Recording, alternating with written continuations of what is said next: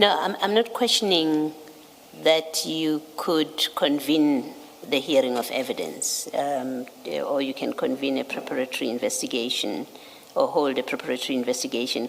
I'm not taking quarrel with that. I accept that in terms of 13, you have the power.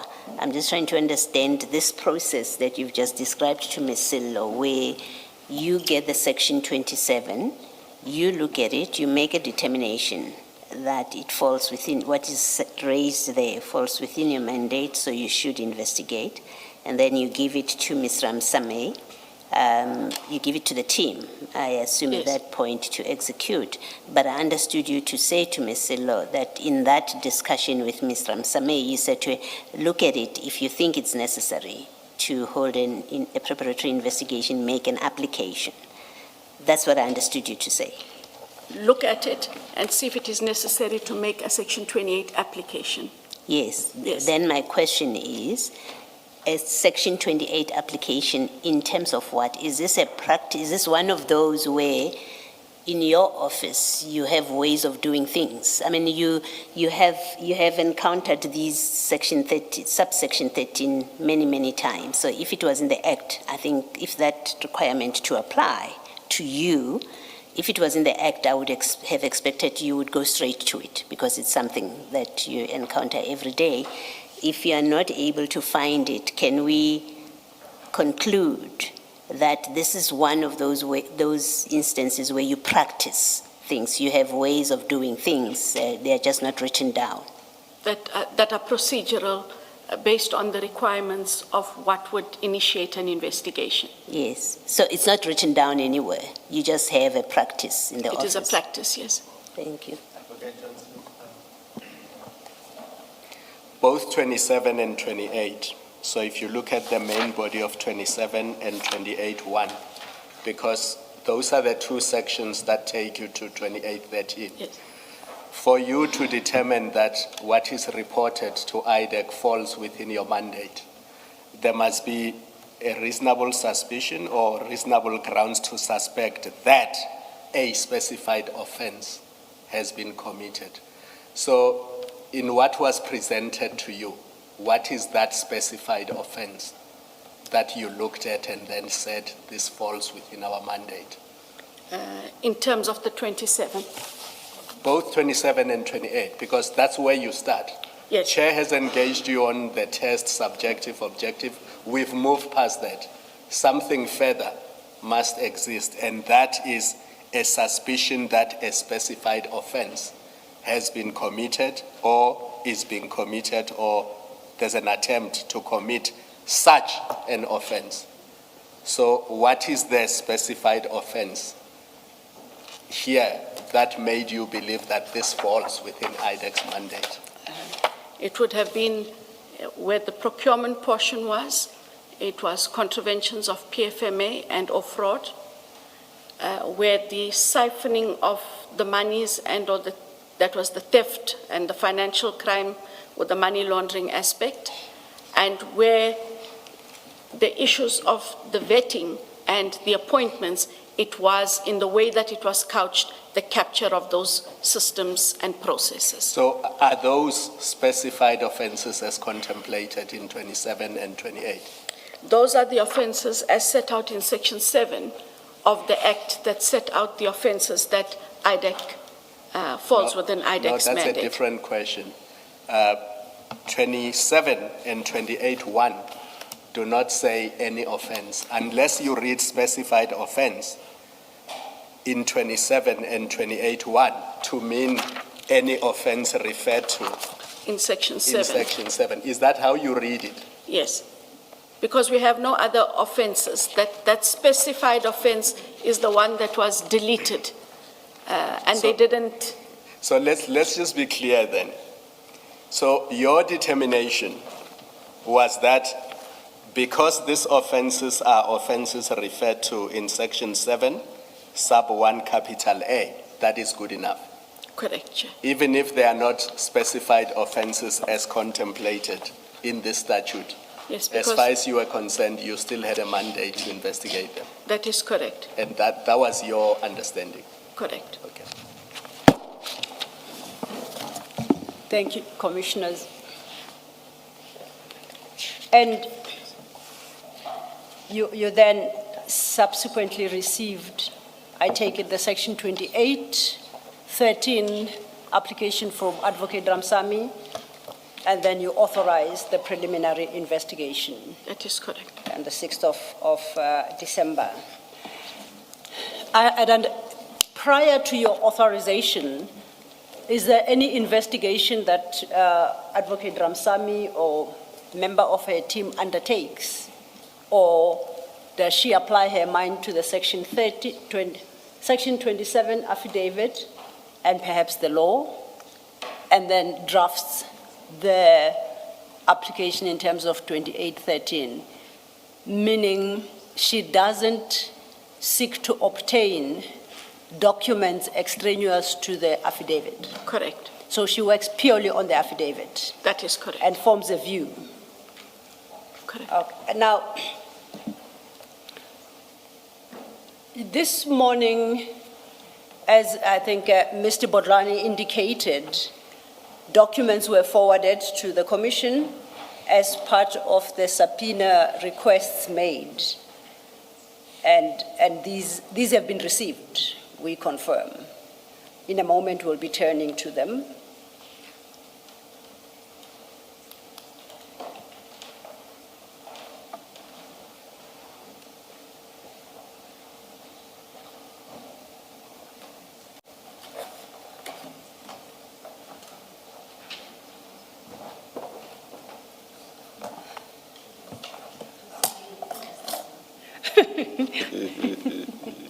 Yes, no, I hadn't. I said I will be referring you to something.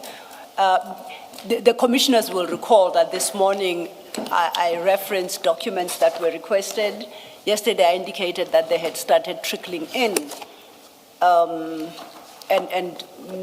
Advocate Johnson read off some documents she had at hand, and she indicated that they've been provided to us. And so Mr. Botlani confirmed that. The documents have been received, and I'd like to, they should be included in your files. I pray they are. We are now in file 8. And I'm interested in particular. Should we put away those we were using this morning? Or not really? Judging Not by the at- time, yes, I think so. Considering we're ending at 3, yes. Because there's quite a clutter in front I of can us. well imagine. I apologize.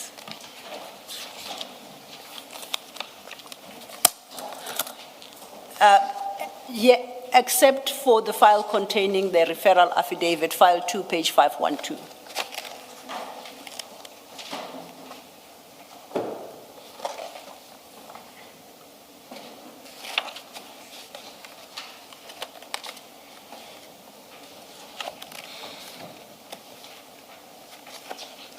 Thank you, Chair.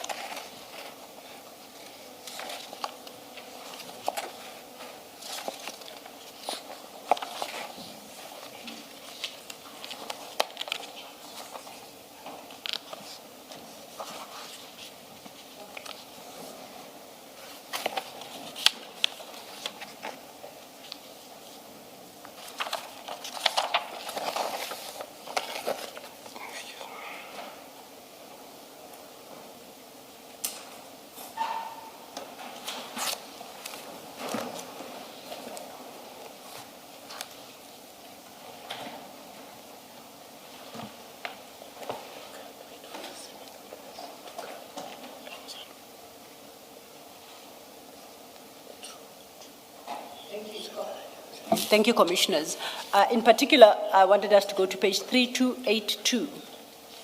That is the authorization in terms of Section 28, sub 13 of the NPA Act. Advocate Johnson, I need us to put a finger on that page and that file. Please don't close it. And let's go back to the referral affidavit. That would be file 2, page 512. I note at paragraph 2. Sorry, 512. 512 of file 2.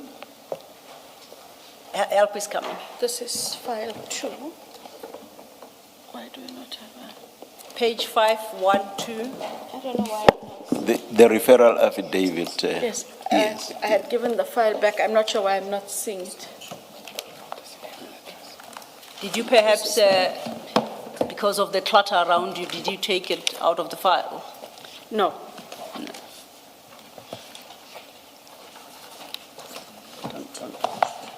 No, I didn't take it out of the file. File 3.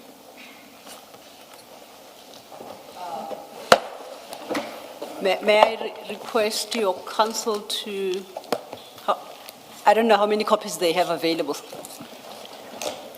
of the referral affidavit, page 512 of file 2.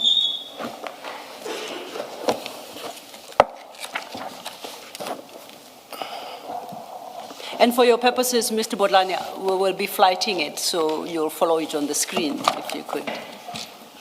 Thank you so much.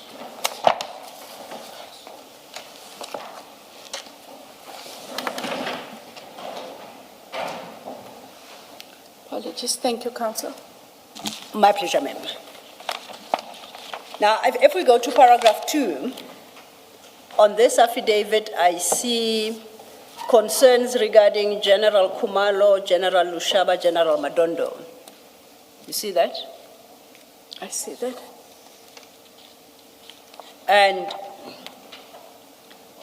overleaf at paragraph 4, that's the suspicion regarding manipulation of procurement processes. At second sentence of that paragraph, I see it says, I suspect that General Kumalo and other senior officers in crime intelligence, including Madondo and Lushaba, were manipulating procurement processes and processes to appoint and promote certain members. You see where I'm reading? Yes, ma'am. If we drop further down in that paragraph, fourth line from the bottom, once again, it speaks of persons being appointed to strategic positions, and that such persons are suspected to be loyal and close to Kumalo, Lushaba, and Madondo, and those close to them. I go over leaflet 5. I see reference to General Kumalo, where an allegation is made about the former Minister of Police, Minister Qele. And as we know, paragraph 6 concerns General Lushaba and the theft that occurred at his home. Paragraph 7, once again, it's Kumalo, Lushaba, and Madondo. And I think that's about, then we get to paragraph 8 and 9 and 10, which are concluding paragraphs of that affidavit. You confirm that? Correct. Now, this is the same affidavit that Advocate Ramsamay was armed with. Yes. Now, let's get back to our file.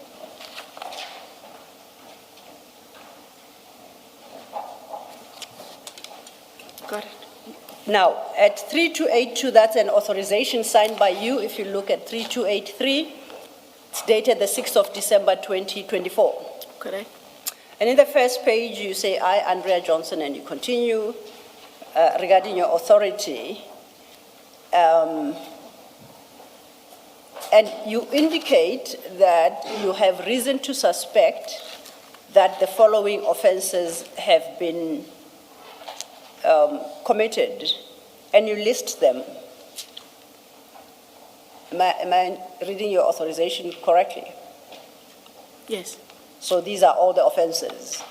Yes, all the possible offenses. Possible offenses. Yes.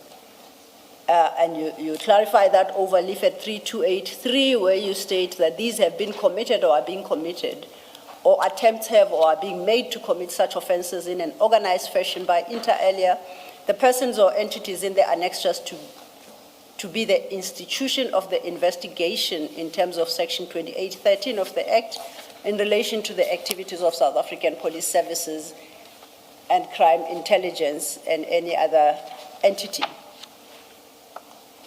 My question is, that conclusion you draw, that litany of crimes has been committed or being committed or attempts have been made, That can only derive from the Section 27 affidavit. Correct. Leads you to the conclusion that the crimes listed in there, all or any, have been committed or were being in the process of being committed.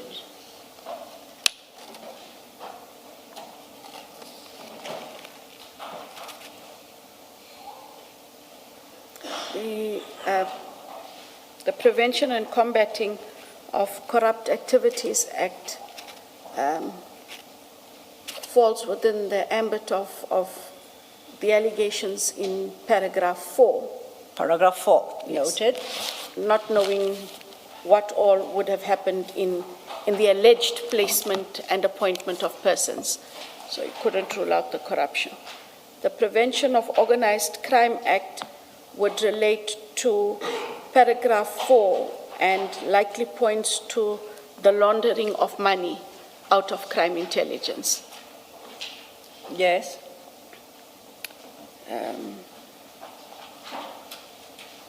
The National Strategic Intelligence Act would relate to the vetting issues.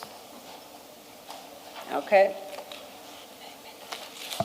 And the Secret Services account relates to the allegation of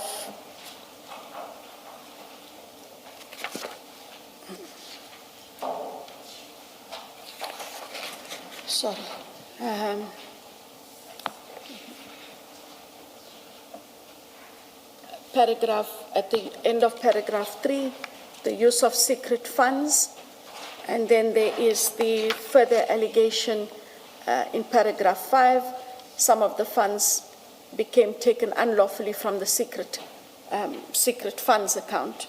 So wherever there was a relationship with the secret funds account, that act becomes applicable. The procurement fraud, the alleged procurement fraud under the Public Finance Management Act, the Financial Intelligence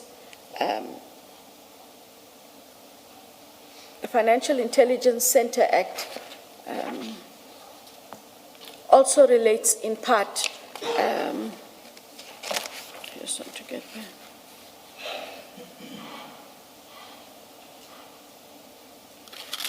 To paragraph 7. Yes. And then the contravention of the Police Act because of the appointments and the vetting that is referred to. And then the allegations of fraud, theft, forgery and uttering and or defeating, obstructing the administration of justice, which would relate in part to, not in part, in the main to the charges against General Lushaba. Okay, now, what would be the theft? What would relate to the theft here? The theft was the actively siphoning money from the Secret Service account. Okay. And then there was the one... and the forgery and I uttering? suspect that funds became taken unlawfully from the Secret Service funds account under paragraph 5. Thank you. And the forgery and uttering? That would have been in relation to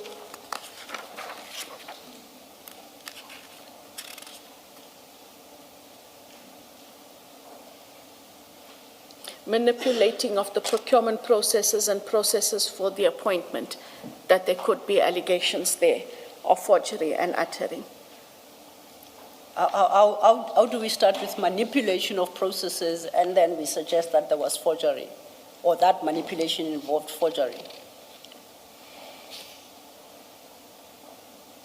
Because the process could have been manipulated in so many different, 1,000 ways. How do you land on forgery and uttering? It is a possible offense. Okay. Yes. No. So perhaps, if you would allow me to just say, is that these are the offenses that one is looking at. They are not open nor are they limited in terms of you go with what you have, but if you don't put in the possibility, usually when you have fraud and or theft, there often does happen to be forgery and uttering. And so if you haven't listed that offense, it might become a challenge later on. So this is a list of all possible crimes Within the ambit of the 27, of the 27? yes, And you so maintain? yes. Okay. Please define forgery.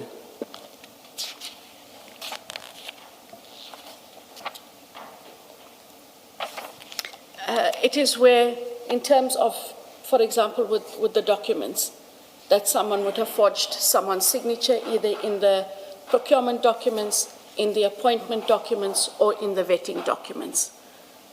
It purely relates to the forgery in terms of putting in. And there was a basis for suspecting that this had a reasonable suspicion that this had happened? Reading it in its totality. Is there anybody who ever suggested that documents had been forged? For example, that certain people had signed documents purporting to be other people? That has come afterwards in the investigation, yes. Yeah, the question is, In this at this instance, point, when yes. you're writing this document, Yes, that, what were you relying on to get to the point where you say forgery and uttering is implicated? I read it, Commissioner Baloy, in paragraph 4, where we talk of the manipulating of procurement processes and processes to appoint and promote certain members to higher strategic positions within the crime intelligence, that in that manipulation, there can be fraud, forgery, or uttering.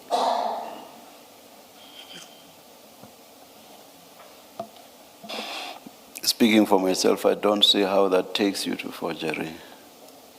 Remember, you've said in the introductory part, before you itemize the offenses you referred to, you have said you have open quote reason, close quote, to suspect. I don't see the reason for you to suspect in what you've said thus far. I just do not. I take your point. This is what I've got. Thank you. Thank you. Thank you, Commissioners. Then just to conclude at 3283, having then itemized those crimes, you say those offenses are being committed or have been committed by, I'm reading the second line, persons or entities in the annexure. Now that annexure appears at 3284. Overleaf. That's the annexure. Now, we have General Kumalo, the General Madondo, General Lushaba, and a list of others. I know, as I indicated to you, that the Section 27 affidavit specifically identifies General Kumalo, General Madondo, and General Lushaba. We just did that exercise at the various paragraphs 2-4. I cannot find in the Section 27 the persons identified under items 4 to 12. And you recall that your testimony was all you had at the time was the Section 27 affidavit. Does not reference any of the people listed from 4 till 12. Where does your annexure get them from?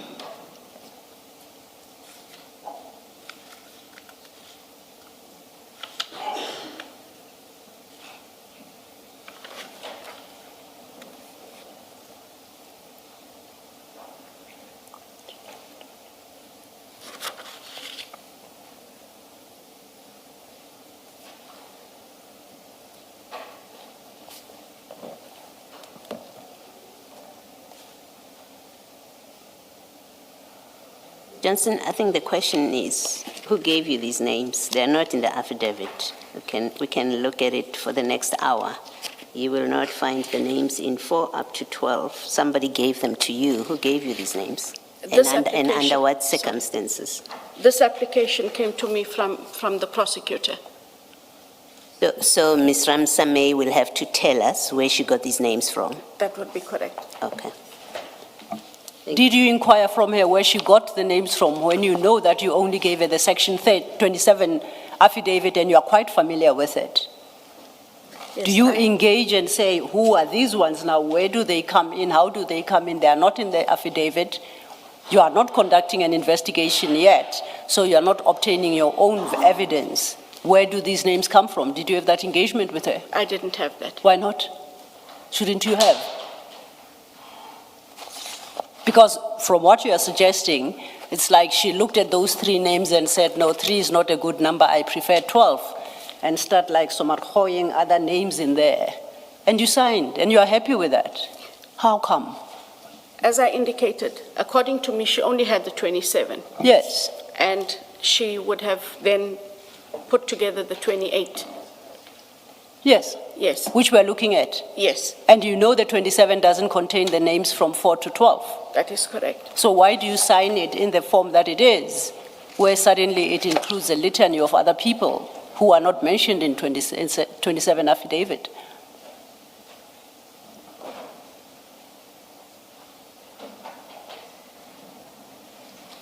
Brigadier Mokwele is there, sorry. Council, you refer to only the first 4? The first 3, First 3. The first 3. yes.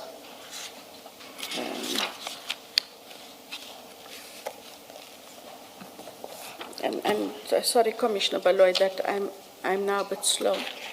And I don't intend taking the whole afternoon to. Well, To the- I'm just trying to be helpful. I know, Because I'm trying to figure out how she would have arrived at the names because their official capacities mentioned. But the Section names- 27 yes. affidavit that she Yes. got the names. Yes. You accept that someone must have, if they come from her, someone must have given her these names. Correct. Yes. And I will find out. And you accept that at this point, when she approaches you with this application, the investigation hasn't started yet. You That gave is- her the affidavit, she looked at it, and she came back to you That is and correct. said, we need to have a preliminary investigation. So you accept at this point, there's no investigation yet. Correct. All right, thank you. My challenge is this, Advocate Johnson. You are authorizing an investigation into 8 people who are not mentioned in the singular document you have. They are not referred to you. There's no complaint regarding them. But you are authorizing an investigation into them. In terms of what section are you acting in so doing?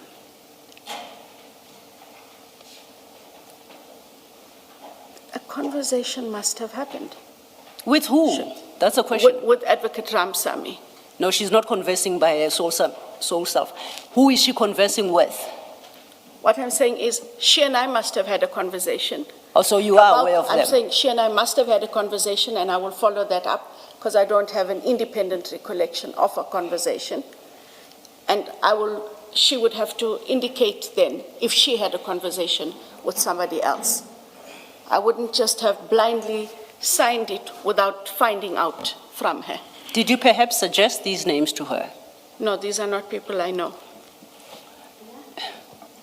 Can I say that the difficulty is that you don't seem to abide the terms of this section 27. Even if she proposes the names to you, you are the final decision maker, you are the in charge. You're the one that's authorizing an investigation. It's difficult to conceive of a situation where she comes back to you and she gives you a list of names and you don't say, no, we can't do that because it doesn't arise from this affidavit. We haven't started an investigation, so I know you didn't get those names from an investigation. I know you didn't do that. We have at this point only this affidavit. And you don't say, we are obliged to work with what we've got. We can't do whatever we feel like. It's difficult to understand that you would be party. If this is her giving, she gave you these names, that you are happy to sign off a truly invasive investigation, because your powers to hear evidence means you can call these people, you can look into their affairs. That's what it means. and you do it outside the corners of the only document you have on which you could work with, you, the head, are not in a position and you do not say to your prosecutor that we are not doing that. We are bound by law, we are bound by rules to investigate that which is properly given to us. It's a misuse of powers, whether it comes from her or from you. At this stage, this is a misuse of powers to take intrusive steps and action against people on this affidavit. You have no justification whatsoever on this affidavit to be looking into Likalakala, Ngube, Moyani, Sibula, Madileng, Mokwele even, by name, Duvalo, whoever is automotive engineer. You have absolutely no legitimate and valid basis to look into them. Maybe there is something to look at later on, but we are still at this affidavit stage where you are authorizing that they be called in, that their affairs, their bank statements be looked into, and their lifestyles and everything and about them.